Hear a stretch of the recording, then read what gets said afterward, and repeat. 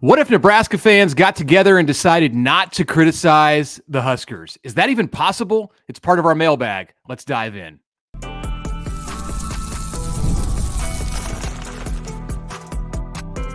You are Locked On Nebraska, your daily Nebraska Cornhuskers podcast, part of the Locked On Podcast Network, your team every day. Good morning, and thank you for making Locked On Nebraska your first listen every day. We are free and available wherever you get podcasts and on YouTube, part of the Locked On Podcast Network, your team every day. And today's episode is brought to you by FanDuel. You can start the season, the basketball season that is, with a big return on FanDuel. New customers can place a $5 bet, and you'll get started with $150 in bonus bets if you win your first $5 bet. Visit FanDuel.com to get started. All right. Good morning and happy Halloween, everybody. We've reached the final day of October. November, there will be a lot decided on the football front. Happy Halloween. Happy Halloween, everybody. I got a giant, I was probably one of the last people to get a giant bag of candy from Costco last night. Got it just under the wire, just like I do my Christmas shopping. New Costco? Do you go to the new Costco? Yeah, it's nice out there. There's an air of calm out at 180th and Maple, for sure. I'm jealous. Yeah, it's nice. Anyway, we have a mailbag show. We have a lot of questions. You guys really came through for us. We appreciate that. So we'll try and roll through as many as we possibly can here on today's show. So Mitch referenced it there in the cold open. This is the question that got us thinking, an email from Connor. He writes, do you think Nebraska fans should lay off the public criticism, mainly on social media, with regard to play calling, players, etc.? If the coaches and players are now hearing it and the players are, quote, feeling bad, according to Rhule, are the criticisms doing more harm than good? I think fans deserve a voice, but at some point we don't truly know what's going on, ? All right, Mitch, what do you think about that? My first response to that would be, yeah. You can't. Be a fake world, first of all. Be not a real you world. can't do that. Okay, so you're gonna let's just decide, all Nebraska people. You're no longer gonna criticize the football team that you see on Saturday. Yep, we're gonna do it. And then a game takes place this Saturday, and somebody makes a terrible play, or a coach makes a terrible call. And everyone what are you doing? Keeps their mouth shut. That's I guess what you have to do, or ties their hands down.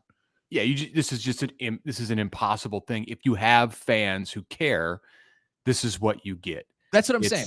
So if you want to do that, if you want to be in a place where Nebraska can build this thing without the repercussion of people getting angry in the meantime, it is harder. There's no doubt about it. It's harder to do what Nebraska's doing with so much intense scrutiny all the time. But in order to do that, you have to throw away the good stuff. You have to throw away the sellouts. You have to throw away the fact that Nebraska has, one of the healthiest athletic departments financially in the country. You don't get one without the other. And that's not part of the deal.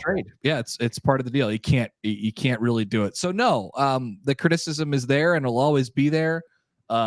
That doesn't mean that people shouldn't be more informed on what they're trying to, watch the games and not just go with the narratives and stuff like that. But, that's always going to be a part of the deal here. It just is. All right. I want to play this from Matt Rhule because it's about 20 seconds. We didn't get to this after the game. I don't think we really discussed this subject much, but this is Matt Rhule after the Ohio State loss on Saturday in Columbus at his press conference. Again, I don't want anyone to take anything I say the wrong way, because everything I say is with peace and love. But when they haven't won, and then the commentary around them is always pretty like, hey, this isn't good enough. They're in a culture where all they hear is like, this isn't good enough. And so how do you get them through that? You push them through that. It's just what it is. Like, you push them through that. Peace and love. He says it with peace and love. with all due respect, peace and love.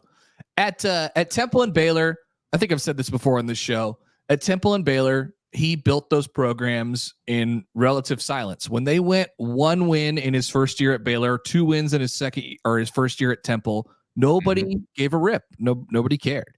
And I think that made it easier to make some of the decisions that they made, and some of the growing pains that they had in years that followed that. It's just not it's not possible here. That was always going to be what was different about this job. I just think it makes it harder. Not impossible, but harder.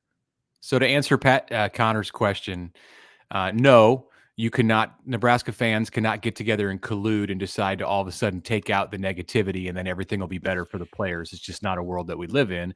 Yeah. And two, you can be more mature. Like Nebraska fans make a decision individually to maybe not throw the personal attacks after an incomplete pass or an interception or a missed tackle. You can do that on an individual basis, but collectively, if the passion's there, you have to take all of it. Yep. All right, let's go to the next question. This is from Patrick via the email. Says, obviously Satterfield has taken a ton of heat from fans and some media. Do the average fans and media members actually understand the nuances, complexities, and difficulties of being a college football coordinator? The chess match being played within the game. He notes that if Dante Dowdell breaks one more tackle on a 14-yard run in the third quarter, Raiola hits the pass down the sideline to Banks, we're having a drastically different conversation about Sat.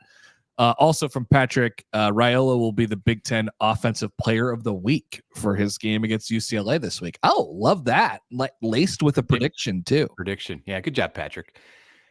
I don't think that most fans and members of the media understand all of the nuances and intricacies that go into being a coordinator in college football. I do not think that people do, but that's kind of the argument. Like, hey, you never played the game, so you can't talk about it. It's like, well, yeah, we can talk about it. And I mean, it's with people have watched a lot of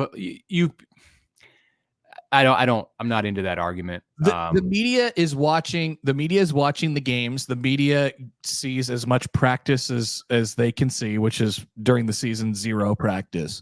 They are also listening to what people around them inside the program are saying, what people around them outside the program are saying, what people who have played in the program before are saying. Like, they're getting all of these different sort of points of view, and largely I don't want to it's not a one size fits all here, but largely it's going off of sort of the vibe of what the fans feel, what former players feel, what current players feel, what current staff feels, and then you sort of go from there.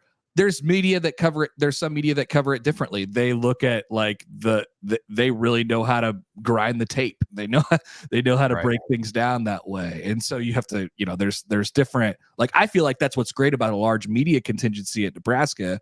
You have all of these different viewpoints from people who watch football in different ways and cover football in different ways. So like, it's obviously not a one size fits all thing, but no, I think generally, it's hard. Football is difficult because it's hard to see exactly what the team is trying to do at any given second, at any given moment. But the results are still the results at the end of the day. Yeah. Great answer. And by and large, a coordinator, a college offensive or defensive coordinator, has a deeper base of knowledge about the game than anyone in the public. So plain and simple. All right. Question from Patty on YouTube. Patty wants to know about using Heinrich Haarberg to either block or catch the ball on the screen passes. At least Heinrich Haarberg can block and run, Patty says. Yeah, well, I mean, the idea in theory is great. I do think you get into the idea of like tipping your hand a little bit and kind of, all right, if he's out there, what's he going to be doing? He's a versatile weapon, though. I would say that Nebraska wouldn't, I guess I'll give him the benefit of the doubt on this one, for all the offensive coordinator criticism.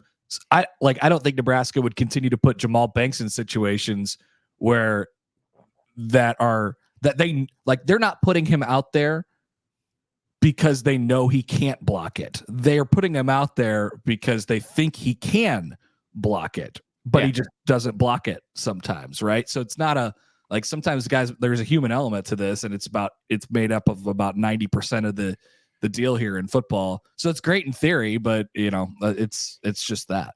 Haarberg's got to be the backup quarterback, and you're teaching him to do certain things when he comes into a package where maybe he runs a wildcat, or you have him at receiver, or he's playing the running back spot. I think if you were to add in like, hey, Heinrich, go fix the screen game, like you can do that.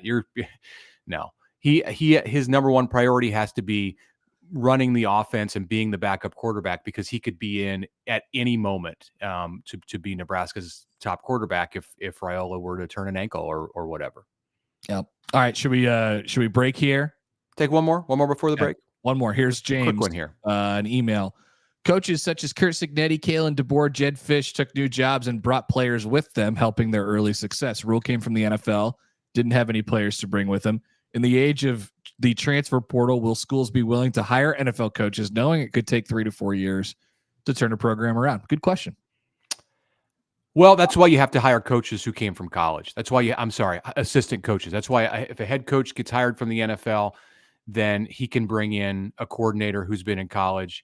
And look, Matt Rhule did that with both of his coordinators. Tony White and Marcus Satterfield came from Syracuse and South Carolina.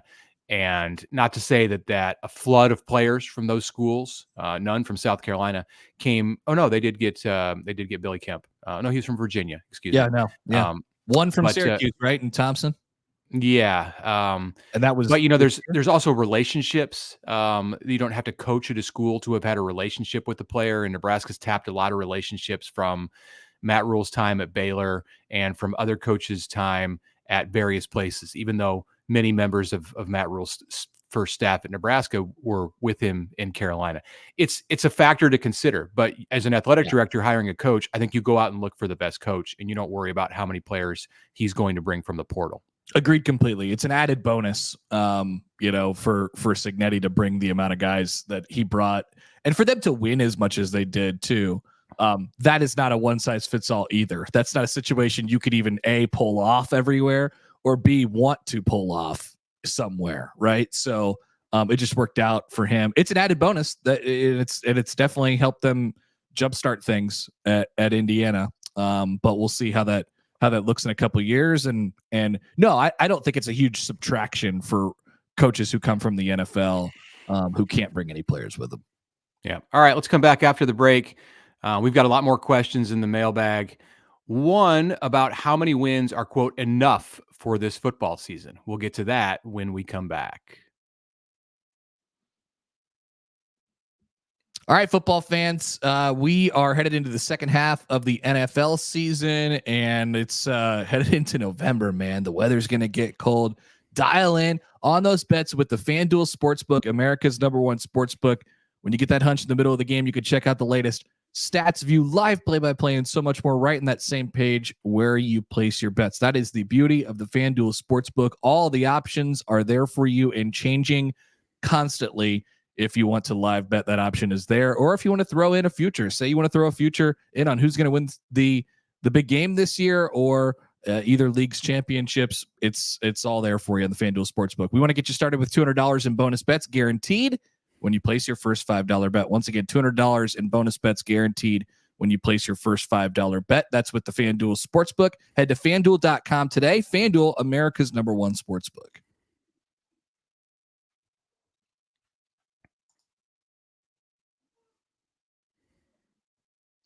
Okay, welcome back to the Locked On Nebraska podcast. I'm Mitch Sherman. Connor Happer is with me. It's a spooky Halloween edition of the podcast. What's the candy of choice being handed out at the Happer house? Did you get a medley from Costco? Was that the deal? So they have two medleys. They have a chocolate medley and a candy, like a sweet medley, like a Starburst Skittles. Yes, and I am more of a Starburst Skittles guy than I am a chocolate guy. So it's about the people coming to your door, not about you. No, it's definitely about me. True. I'm gonna have a big pile of candy after tonight because only 12 kids are gonna come to my door, and then I'm gonna have a big pile of candy that I'm gonna eat for the next 2 weeks. So It is about me. Yeah, I have a mashup here. Got several bags from I don't know where they came from, but got some Starburst, some Skittles, we got some Twix, some Snickers, various things. So if you're in the neighborhood, stop by. All right, let's get back to the mailbag edition of our podcast. Thank you for all the questions. It was an excellent day of questions. We have some that we probably can't even ask because the list is too long. So appreciate all of the listeners and viewers chiming in with your thoughts. This one was from Scott on YouTube. He wants to know what happened differently that caused John Hohl to be so on target last Saturday? Was it technique, confidence, a snap and hold situation? What do you think, Connor? That is a great question. And I would go back to the idea that largely most of the things that went wrong when John Hohl started 1 for 5 on the year were based off of the operation. I think there was only 1 or 2 kicks that he actually got off the foot and just missed. I have to go back and sort of track those. Now, with that being said, the operation on Saturday at Ohio State still was not good. The snaps weren't good, but Brian Buschini was able to make plays and get him down fast enough, and Hohl confidently, struck through him. And man, if that was a little cleaner, all the way throughout the season, we're talking about a very, very different story at that situation, because clearly John Hohl has the leg to be able to do some of the things. So I don't know what changed. I'm not an expert, but keep watching that operation because it's still not totally clean. Other than David Hofkin, who's very different than John Hohl, but other than David Hofkin, Nebraska's big German, remember him? The big German defensive lineman who came out of the summer camp. Other than him, John Hohl must be the player on the roster who has the least experience doing what he's asked to do in a football game. He kicked 3 field goals in high school, and then he redshirted last year at Iowa Western Community College. So there's a massive learning curve and just an experience factor. And yes, confidence is a big part of it. So when you mix those things into the situation that he was thrown into, where Tristan Alvano has been hurt and Hohl was dealing with all of this stuff with Nebraska's field goal operation that was going awry. Yeah, I mean, it would have been shocking if he had any success at all in the first half of the season. So now you get to the second half of the season, he's had time to really figure this out, and he starts making kicks.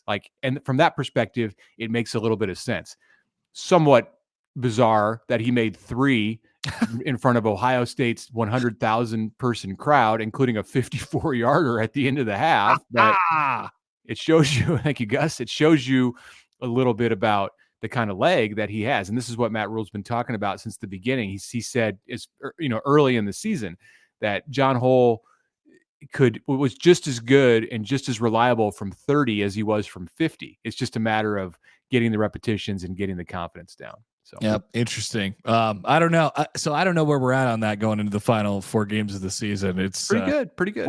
More confident, but put on a show and practice on the other day, according to Satterfield. All right, let's go back here to the email. Mitch and GI is a frequenter of the mailbag shows. How many wins are enough for this season?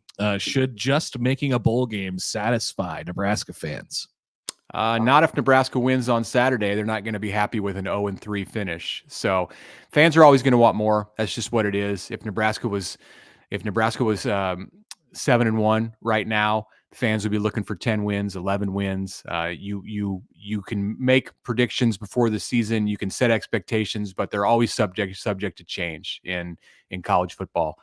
Seemingly, especially at programs like Nebraska, where, as we discussed in the first answer to the leadoff question here, the fans are heavily involved and heavily invested. So enough wins to make it seem good. Like right now, what do I say? I mean, I think 7. I think if Nebraska goes 2-2 down the stretch, that fans are going to be happy about where the things are at generally going into a bowl game. Always have the caveat of you got to see how it looks. And man, Nebraska's had 9-win seasons before, where at the end you just felt like, thank God it's over. Let's move on and let's do the next thing. So I think, generally I'd say 7 would be pretty good. But if they win the next 2 and then they lose to both Wisconsin and Iowa, and it doesn't look pretty and the offense is this and that, then that will still not be fun for people, even though it's their first bowl appearance in a long time. So I would say loosely 7. Yeah. All right. Question from Taylor on YouTube. And funny, we got the same question from Scott on email. Taylor wants to know, have I told you the definition of insanity? And Taylor's reference, so the definition of insanity, as I think we all know, is people doing the same thing over and over and expecting different results. So this is a reference because of where it came in the comments on YouTube to us suggesting in the Wednesday show that Nebraska had reached a turning point 2 weeks after it got blown out at Indiana. Like, we continue to want to look for something that's not there, is the suggestion, I believe. Scott on email, his question about insanity was related to Nebraska repeatedly throwing the screen pass. So lots of insane things going on out there. Same Scott on email wanted to know if the punt returners at Nebraska have been instructed to call for fair catches. So should we tackle that one first and then get to the other two? That seems a little less convoluted, I guess. No, I don't think so. It doesn't seem that way. It feels like Isaiah Garcia-Castaneda is doing a really nice job back there and fair catching when he has to fair catch, when the rush is coming at him, and not when he's not. Like, it feels like he's doing a pretty good job from my estimation. They could be more explosive. They could be a lot more explosive on punt returns, but the number one thing they wanted to do was stop the ball from hitting the ground and rolling 20 yards. And he's done a nice job of getting to the ball and being aggressive about running to the ball and getting to it whenever he could. There have been maybe 1 or 2 times this year where I thought Nebraska made a little bit of an error in that area. Sure, they want to have DeJuan Gross back there, busting off big returns, and that's not necessarily IGC, but he's sure-handed, and it's working pretty well. A lot of people like to use the definition of insanity line, by the way. If you listen to Big Red Overreaction on the Zone after any of the games, you will hear that phrase come up a lot. Cliche. It's cliche. Should we just kick it to the curb and move on to the next question? Like, yeah. I mean, like, I don't know what else to tell you. Like, if you don't believe that your favorite team is on the verge of something, or like they haven't gone to a bowl game in a long time, they've been bad for a long time. Like, I think that people should believe that their team is on the verge of something. I feel like people should believe in their coach and believe in their quarterback and all that stuff, not blindly. Yeah. But there's always going to be, like, you're a fan of the team, right? So be a fan of the team. If you believe that evidence exists, if you see it, if you think that there's something good coming around the corner, then don't beat yourself over the head and say this hasn't happened before when we've been in this moment. Like, maybe this is a different moment right now. So, All right, we got a few questions left. We'll get to them when we come back after the break, including some thoughts about who will be Nebraska's next offensive coordinator and Nebraska's next defensive coordinator whenever that day does arrive. That's coming up next.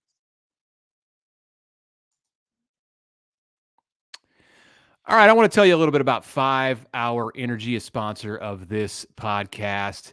If you've got a to-do list that you need to tackle or a do-it-yourself project at home, try a 5 Hour Energy and check everything off your list. If you're like me, that list can get long. When you head out to get supplies, don't forget to pick up some 5 Hour Energy with 0 sugar and a convenient portable size. It's the perfect pick-me-up for getting stuff done. 5 Hour Energy, the website, it's got flavors galore like watermelon, tropical burst, grape, berry, and more. There's a flavor for everyone. Go ahead, try them all. On the site, you have the option to build your own 12-pack, your own 24-pack. Choose the flavors. It'll be delivered right to your door. Here's how you do it. Go to 5hourenergy.com. That's the number 5hourenergy.com. Get some 5 Hour Energy. Use our promo code LOCKEDONCFB to receive 20% off your order. Offer is valid. Well, it's still valid right now on one order. Cannot be used with other promotions. Not good on subscription orders. Go to 5hourenergy.com to get started.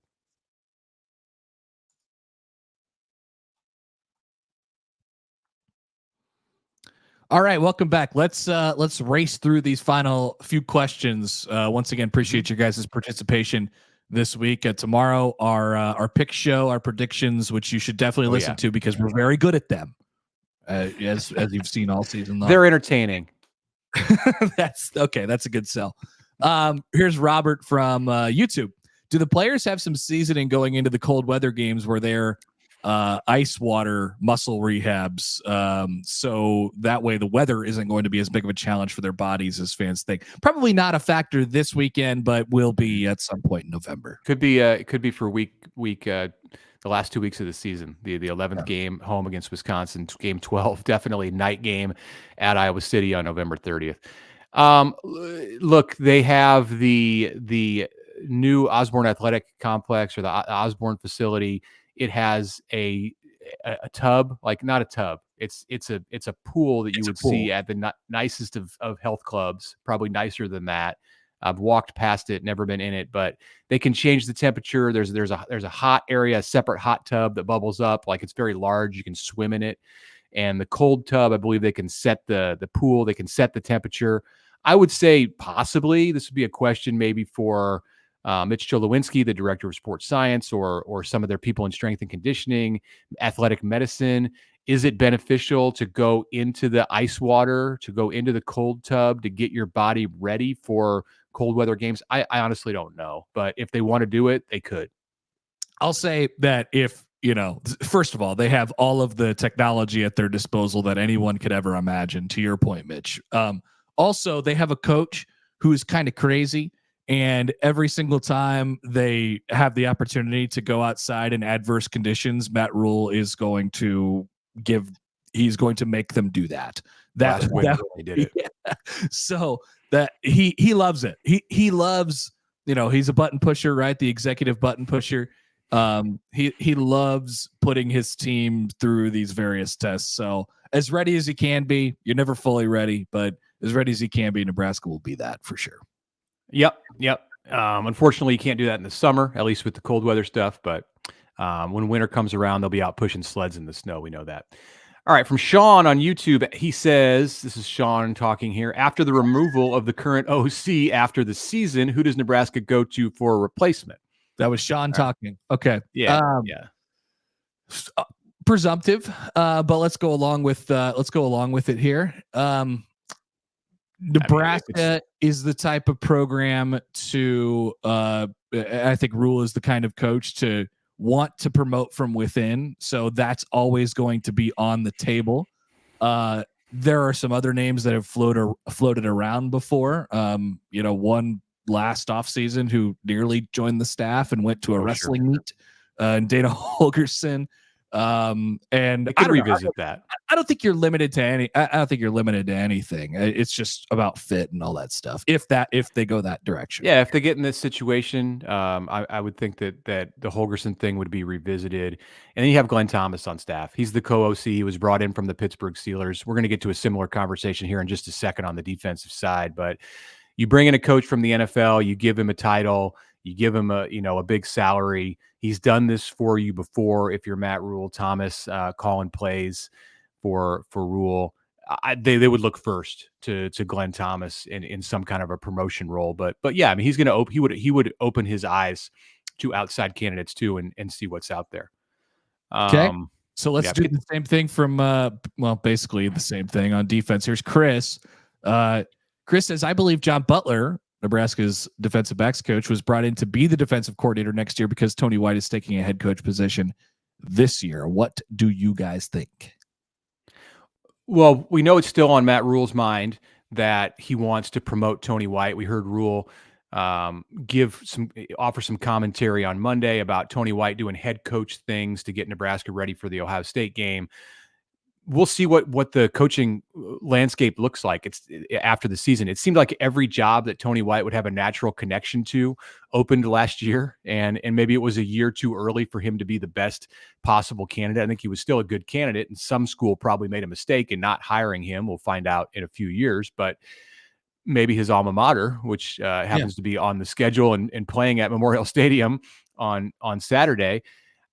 I think there's a 50-50 or better chance that something will open and he's going to get a strong look and get hired this offseason. If it happens, yeah, John Butler has said, he has not in his time at Nebraska, but he said before he left Buffalo that he wanted, the reason he stepped away. He didn't get fired from the Bills. He stepped away after the season. Now he was passed over for the DC job with the Bills, but he stepped away because he wants to take a path. He wanted to take a path in his career to become a defensive coordinator of an NFL team or a major college team. So your replacement is likely right there if Tony leaves. I don't think Nebraska brought him in with the express purpose of making him the defensive coordinator after Tony White left. But I do think, to your point, Mitch, it was a real selling point for Nebraska to get him off the couch, this late this summer. Like Nebraska got super lucky, obviously, with they were in a tough situation, and then they found John Butler, and he seems like he could be the right guy for the role. So I think it's more of just luck and good circumstance that led to Nebraska to being in that position, but undoubtedly he'd be a qualified candidate and would have his name at the front of the list if Tony White were to take a head coach spot. Okay, from Scott on YouTube, before we get to the final question from our friend Wayne, what is going to be the over-under on Dylan Raiola's rushing yards? I don't know that we'll make that an over-under that we picked. Maybe we will. This is an interesting, well, if we talk about it now, we'll see. This could be part of our prediction show on Friday, so make sure you tune in. What should it be, Connor? Should we give him negative or positive yards as the over-under? First number that came to my head was like 10 and a net half rushing yards. Rushing yards. Yeah. You want to do 10 and a half? So like, I think that kind of last week, I think that was something, they'll do a little bit of that if he gets the opportunity. He's not going to take anybody by surprise, obviously, anymore, but you're not game planning for it if you're the UCLA defense. So let's go positive. I don't know, 10, 15, 20, somewhere in that range. Yeah, 15 and a half. 15 and a half is the over-under on Dylan Raiola's rushing yards. UCLA is ranked 17th in the Big Ten out of 18 teams in sacks this year. So I don't expect that the Bruins are going to register 3 sacks and Dylan will automatically be, at a minus 20, and then you have to get 35 yards to get up to 15. I think he'll run it a couple times on plays where there's an attainable first down and his receivers are covered and he'll move the sticks maybe once. 15 yards seems realistic to me. Great to see him confidently do that, by the way. Last week, that was a welcome change to Nebraska's offense. Yeah, definitely a big topic of conversation among Nebraska players and coaches when they talked publicly this week. So we'll be interested to see where that goes. He's Sierra Wright. Oh, I should have pulled the audio on that one, but Sierra Wright had a good time with that. That's fun. I love talking to Sierra Wright. Like, great. Yeah. All right. To finish the show, we had a question from Wayne. I'm not gonna play the question, the audio or the video, but Wayne sent us a message on Twitter. I retweeted it from the Locked On NEB Twitter handle. If you want to go there and find that, Wayne was referencing, Connor, some wagers that were made by, I believe, a Florida State fan before the Ireland game, and then maybe a Kansas State fan later in the season. That some wagers that were unfortunately both lost and caused them to have to do disgusting things. Wayne wants to know, what should his wager be, because he feels confident about this Nebraska game against UCLA, and he's prompted to he's feeling good about making a wager. I don't know. I'll tell you this, Wayne. We love templates. Like we've seen this now. We've seen it a couple times. It was funny both times. Is it funny the third time if a Nebraska fan, says, "Hey, look, if we lose to UCLA or if we don't go to a bowl game, then I'm going to shove something up my butt"? I would argue no. So here's my advice to Wayne: point it in a different direction, not literally. Point it in a different direction. The punishment that you might have to go through. I don't have a road for you to go down other than that. Maybe, some kind of physical activity. Yeah. Or like, the fantasy football punishment, that type of, like, you go tattoo. Yeah, you tattoo, you go to 72nd and Dodge and you have a sign that says "I'm a big fat idiot" or something like that. Whatever it might be. But I feel like the shoving stuff up your butt thing has maybe been played out. I don't think anyone has ever given better advice than what you just said right there at the very end of that take. I think it should be a tattoo. He needs to get a UCLA tattoo or a Deshaun Foster tattoo. Your choice, Wayne, but something along those lines. There we go. What a mailbag. Great job, everybody. All right. We'll be back on Friday for our prediction show. Hear everything that we have to say about what's going to happen on Saturday at Memorial Stadium as the UCLA Bruins come busting into Lincoln, Nebraska, going for bowl eligibility, and a look around the Big Ten. Big game at State College, PA, with Ohio State going out to face Penn State, and we'll take a look at that and what's happening around the country also. Thank you for making Locked On Nebraska your first listen today. Now go check out the Locked On College Football Podcast. Spencer McLaughlin has got you covered with everything that's going on in week 10 of an exciting season. You can find the link to that podcast. You can hear him talk about the college football playoff rankings, which are coming out next Tuesday on election night. Great timing, CFP. The link to that show is in the description of this show. There's no need to search. All of it is part of the Locked On Podcast Network, your team every day.